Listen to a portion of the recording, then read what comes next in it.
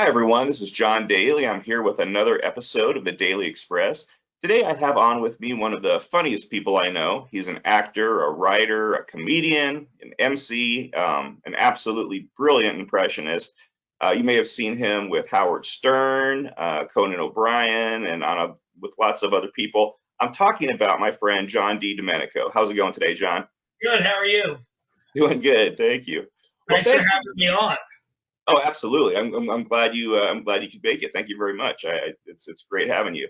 So you, John, you are a pretty big deal. So I appreciate you taking time for me here. The video, Well, you, John, you reached out to me a very long time ago, and I'm very loyal, so I always appreciated that. Like years well, ago, you do a thank review for the book, so you're well, one of the thank first people to track me down. you.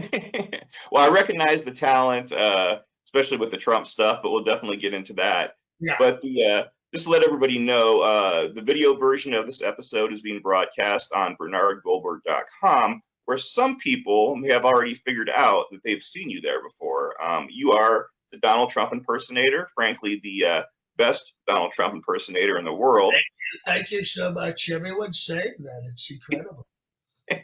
Yeah, you were our guest as Donald Trump on our 50th episode of the No BS Zone. It was one of our most talked about episodes. I came up with Infrastructure Week, and then he stole it and he put the bill through. I was going to do that.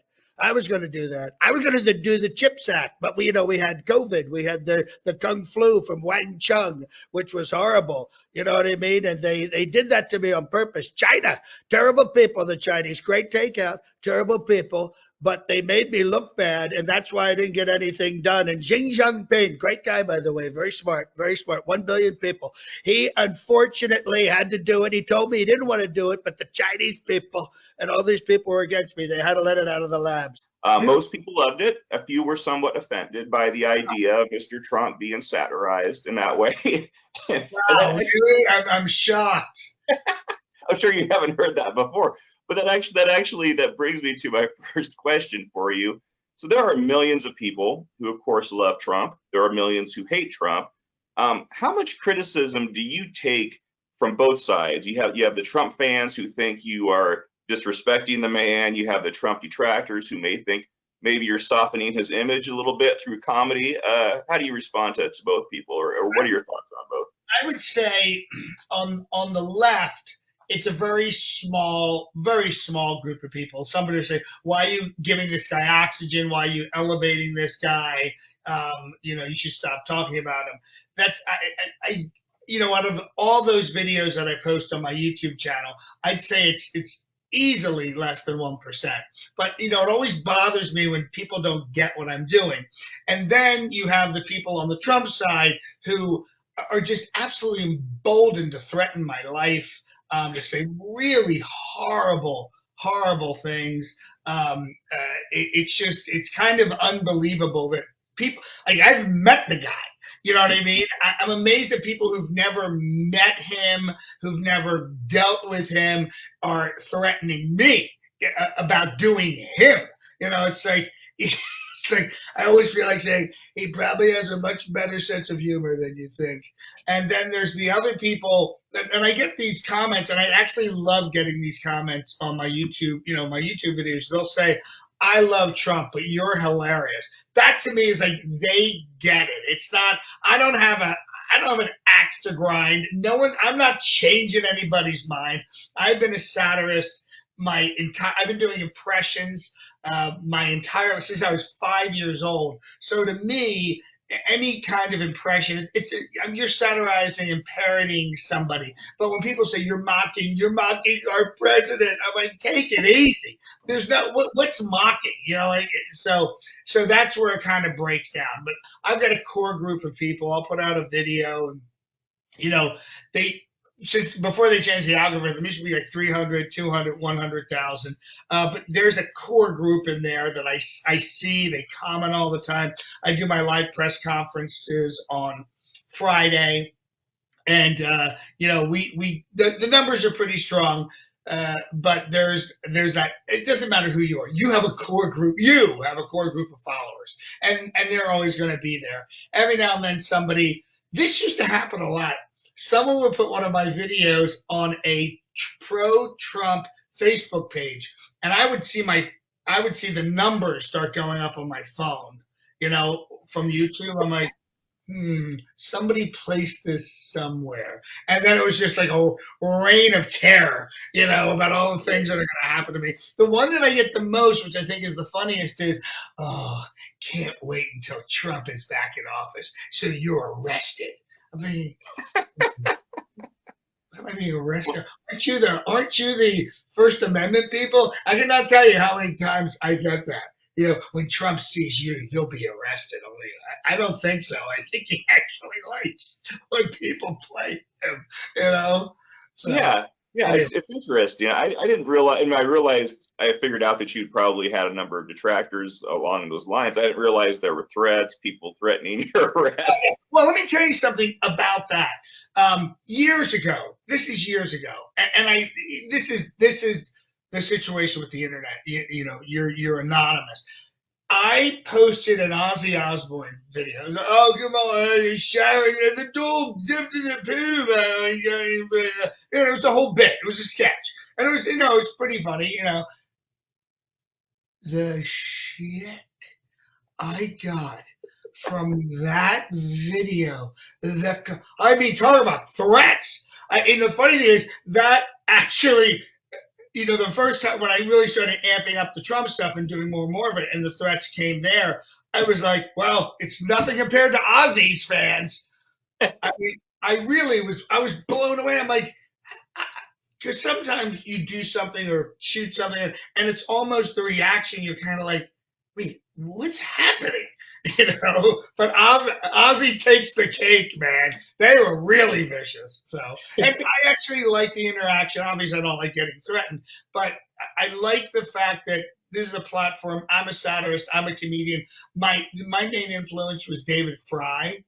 I'm not kidding. His photo is literally right here in my office. He was the single biggest influence ever. It was called Nixon, a 4-Year Fantasy, and it was the whole thing from the moment of the burglary till the moment where he wakes up in bed with his wife, and he realizes he was going to be sent to the electric chair in this whole thing. It was a narrative. The whole thing was like an narrative. It's very, very funny. But that should kind of influence me the most on how to write and how to structure the kind of stuff that I do. Yeah, no, it's funny you mentioned that your phone blowing up. I'm plugged into a lot of Bernie Goldberg's social media stuff. He used to be on Fox News Light quite a bit. Whenever he would say anything critical about Trump, my phone would blow up because it's people just angry. But yeah, so I know exactly what you're talking about. But I was going to ask you, what we've seen you in the full Trump getup, the wig, makeup, the wardrobe. I assume you might even do some voice exercises too, leading into certain events. How long does it take you to prepare to be Trump? Well, it depends. I want to go. I had a severe speech impediment as a child. I was doing impressions before. I was like 5 years old. I guess 5.5, whatever year you go into kindergarten. I went and did that year, and then my first grade year, someone came in and they took me out, and then they gave me a bunch of tests, and I was diagnosed with a speech impediment. And then for the next 8 years, I did speech therapy 2 times a week. So right up through 8th grade. And it really kind of drilled it into my head to always, warm up vocally. That came later with theater, but that was a part of that. And the other part was tongue twisters and vocal exercises to help me know where my tongue is, because my tongue is very large. So one of the things I do, and this will be a little disgusting, but I do a 60 count. So it's 1, 2, 3, and I bite the back of my tongue.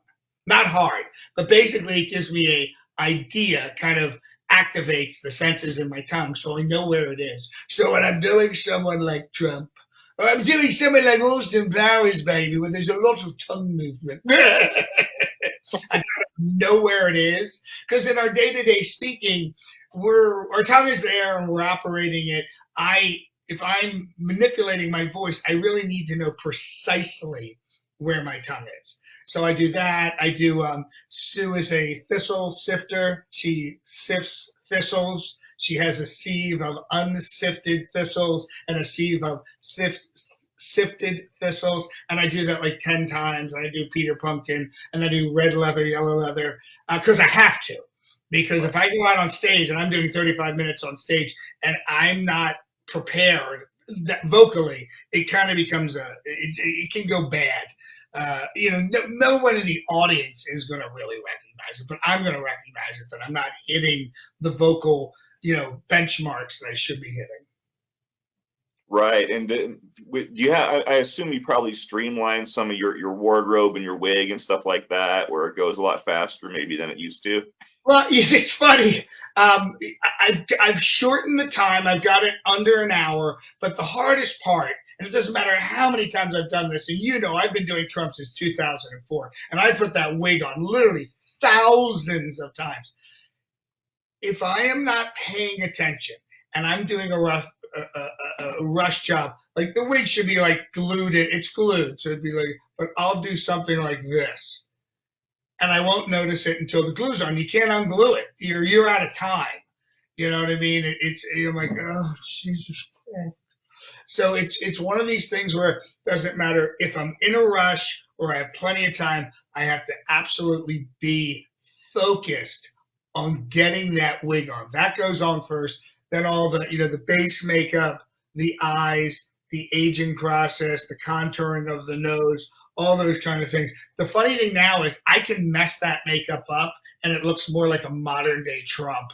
Kind of has that kind of look where things are starting to melt a little bit, depending on where he is. But it still takes a decent amount of time. Oh, I bet. And I just did Leno for a webinar, and that's 2.5 hours.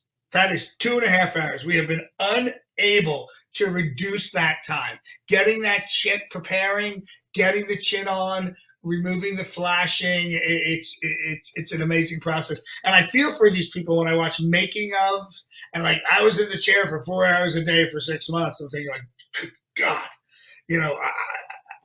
it drives me crazy. And also I do my own makeup other than Jay Leno. And I know what I like. When I have to sit in a chair and they're doing whatever they're doing, it's just, I don't know how people do it, to tell you the truth, Oh, no, I think about that every time I see you. But yeah, I also see these big, major film productions where people are sitting just for hours and hours. And I can't. It's unbelievable. What was the Guardians of the Galaxy, the big former wrestler, David Buter? Yeah, to do his whole body every day, I think they got it. It was originally 6 hours. They got it down to 5, and then they got it down to 4. That's every day he was shooting. Every day he was shooting. That's amazing. And when you're an actor and you book something like that, you're overjoyed. But man, it's a long time in the chair every day. So. Oh, absolutely. Well, John, I wanted to step back a little bit and talk about your origins in comedy. You mentioned a few things already, but among your other talents, you are absolutely brilliant at improv comedy, in part because I think you've been doing it for a very long time. Right. Can you talk about where that began and how you sort of honed those skills?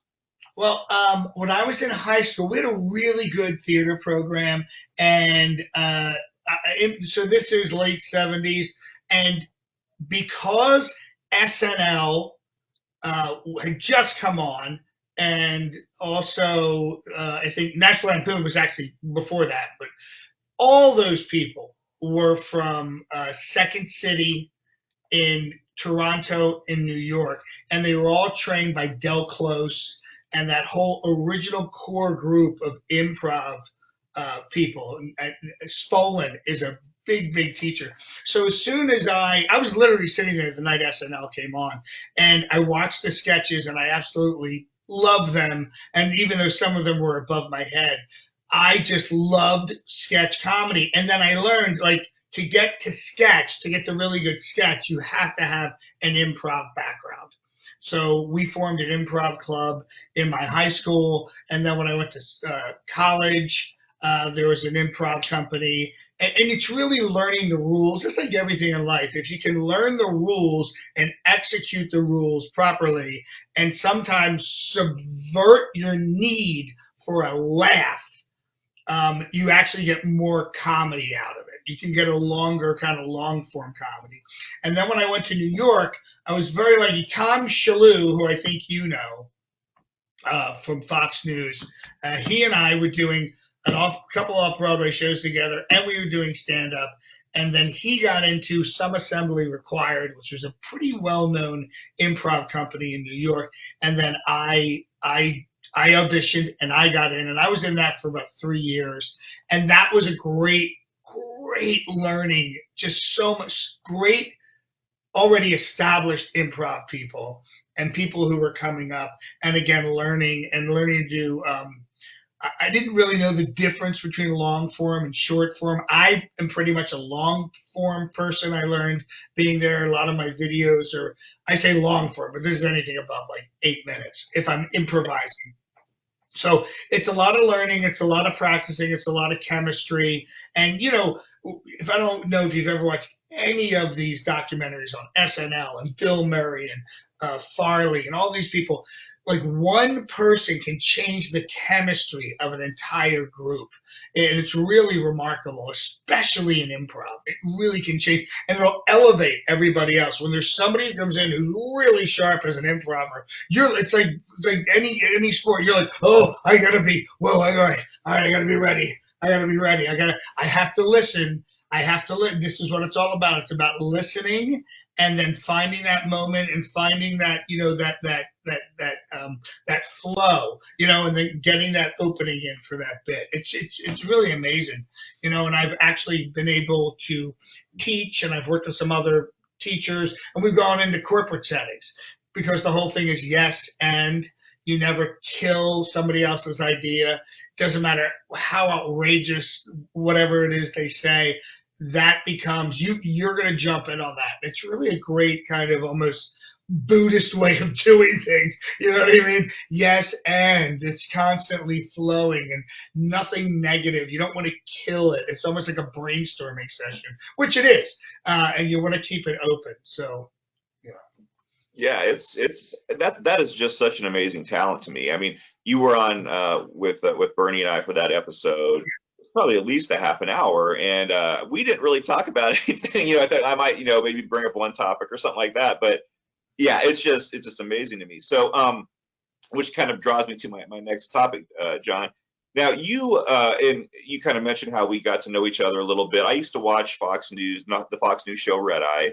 It had a permanent spot on my DVR, and one night in the summer, this is on very late. I would never watch it when it was aired.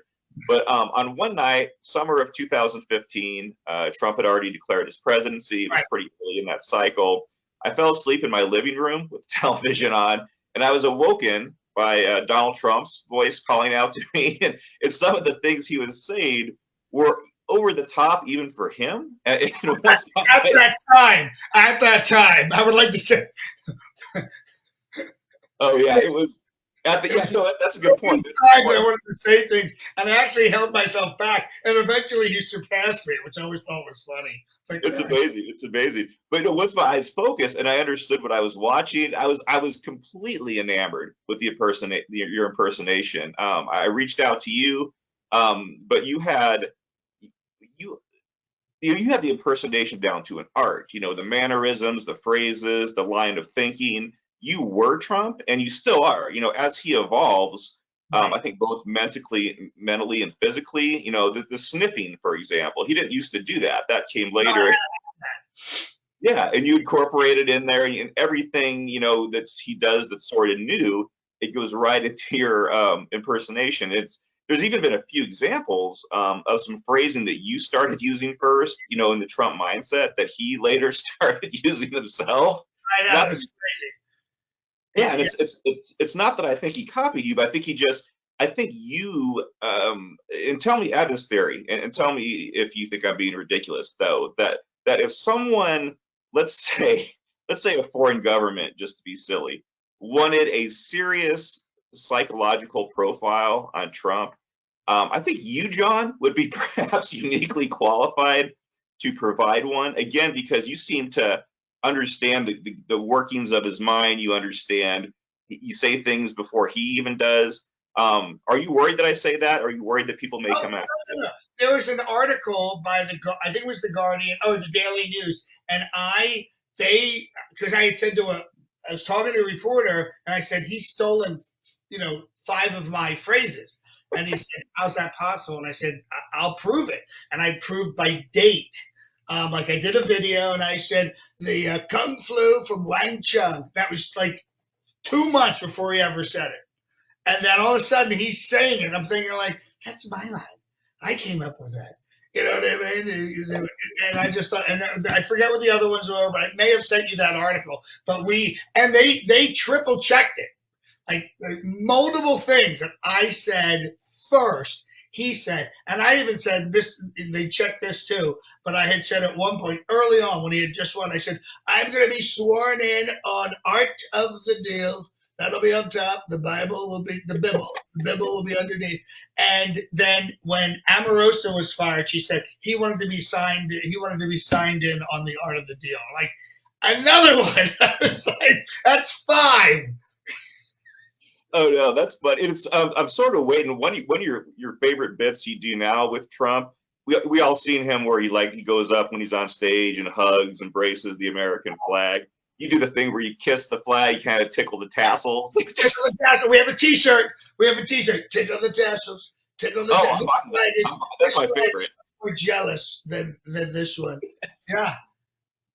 And I do that all the time. I do that. I just can't. It's so funny and it's so hard. As a Boy Scout, I'm like, it's so crazy. It's so crazy. Because I've been doing the press conferences now for over a year. I think we've done 35 hours of press conferences based on the Improv. Those questions come in and I answer them on the spot every time. I totally expected him to start doing that. Now, I'm curious. Trump, you've been doing him, over the past several years, probably more than any of your other impressions, because he's the high command. He was the president of the United States. Maybe he will. But I did. I started doing them in 2004, and then went full makeup, all that stuff, right at the beginning of 2006. I had worked for him in 2004, and then I worked for him again in 2006. So it's been a really long runway, and I was very lucky because when he announced in 2015, my phone was literally ringing off the hook because if you went online at that time, I was one of the few people, 2015, I guess it was May he announced, or around his birthday in June, but whatever it is, I was one of the few people. If you put in Donald Trump impersonator, Donald Trump impression, I was pretty much it. There's nobody else doing them other than Daryl Hammond, who I've got to meet because of doing him in a couple of events. But after that, there was really nobody else. So it just worked out to be in the right place at the right time. Oh yeah, I mean, and I remember when I was following you by then on social media by the night, he became president. And you could tell just by your post that you were like, this is a whole new level I've just been taken to.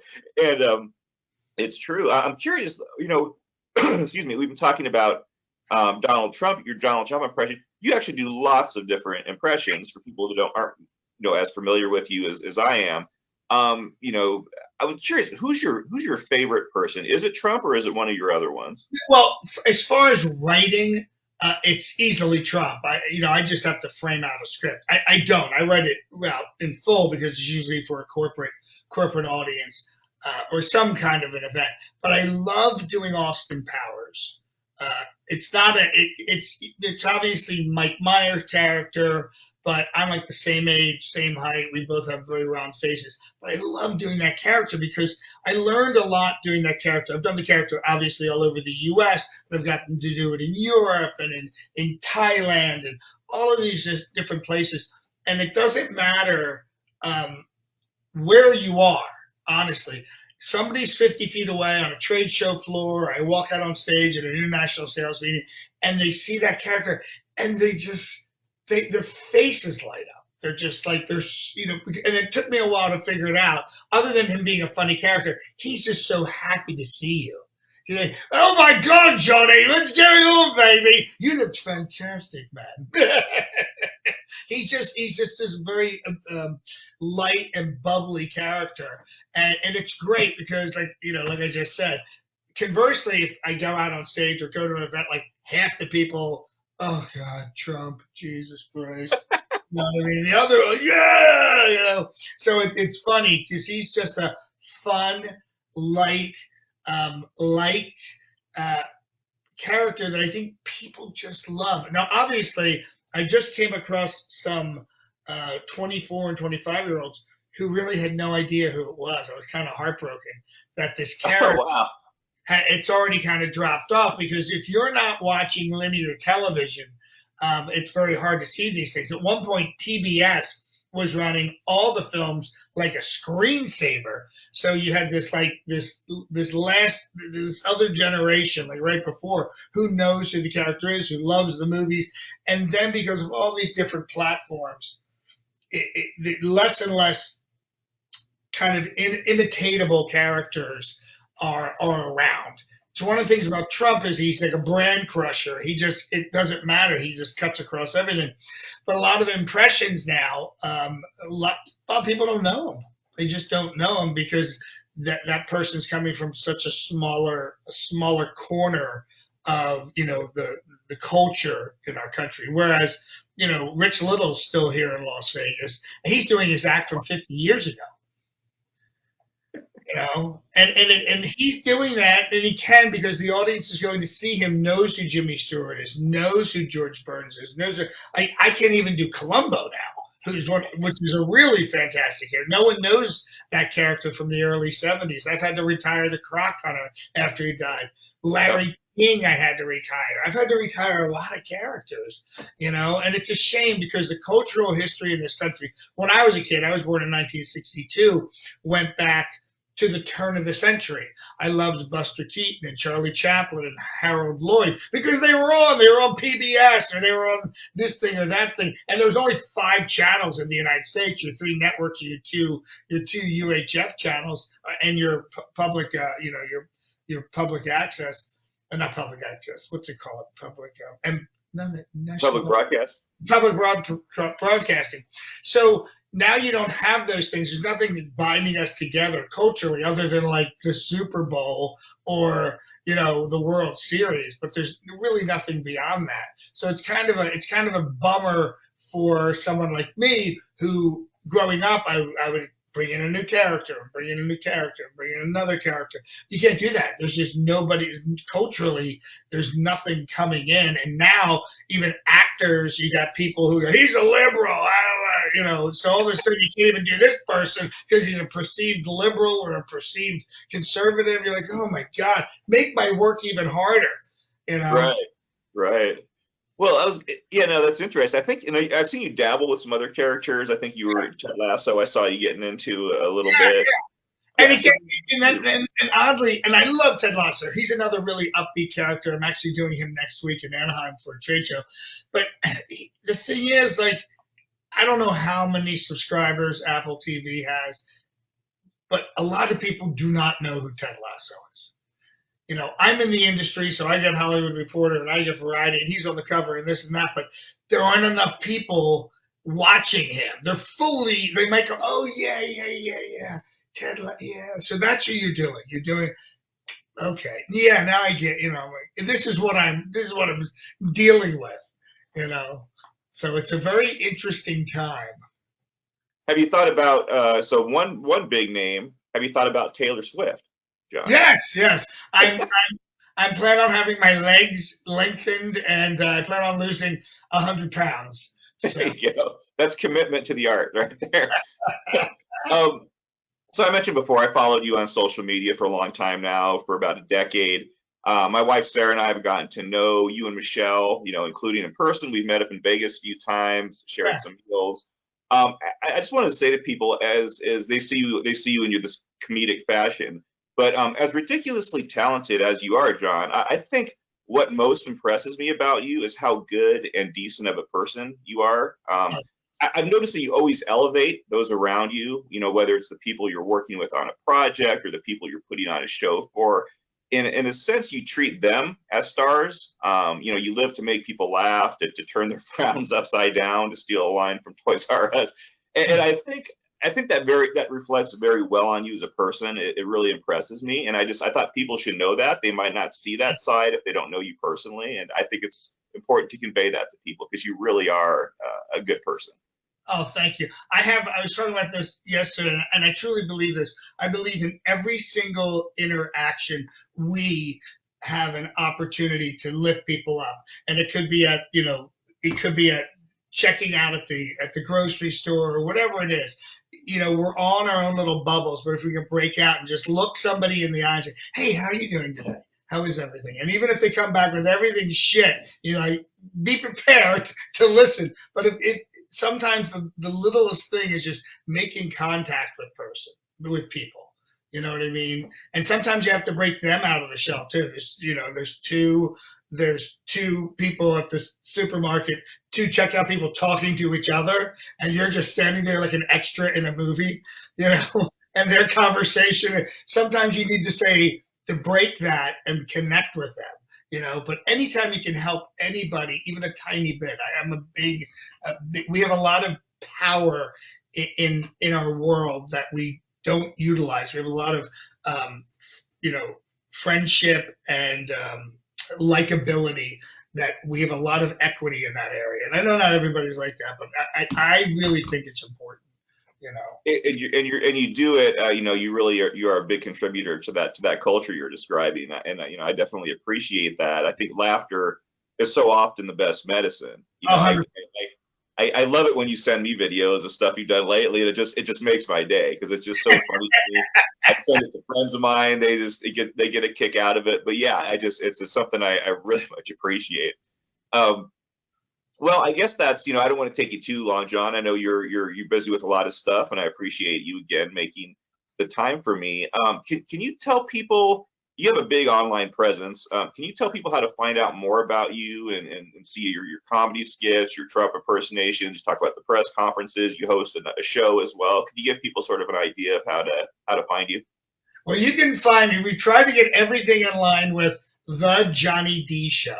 So just the, two N's, the D, the Johnny D Show, and that's pretty much everywhere. That's Instagram, and that's on TikTok, which we have 5.9 million followers on, and wow. Instagram, we have significantly less.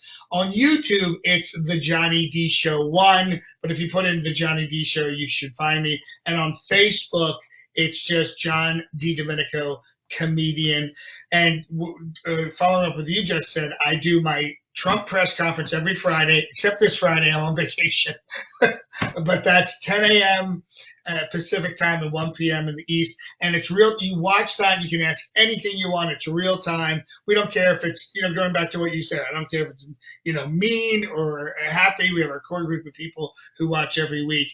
And then on Tuesdays, with JJ Snyder, who used to be the host of the Morning Blend here in Las Vegas, and she was an LA personality for many, many years. She and I are now doing a show about Las Vegas and the things that are happening in Las Vegas. So that's on my channel on Tuesdays at 12 noon, and the press conference is 10 a.m. So we break it up. It's totally different stuff. The Vegas show has nothing to do with politics, and obviously the press conference does. We have merch. We have merch. Check out the merch. I got to get back in there. I haven't checked it out lately, but I need to. So as we close things out, John, how would Donald Trump end this episode of the Daly Express? Well, I just want to say I was so excited to be on. I've been on with so many tremendous people recently. I was on with Dr. Phil, tremendous guy, great guy, very smart. I mean, not as smart as me, but being on with you, John, you wrote books. I've written a lot of books, many, many books, million sellers. The Art of the Deal, they're still selling about 1 million copies a week.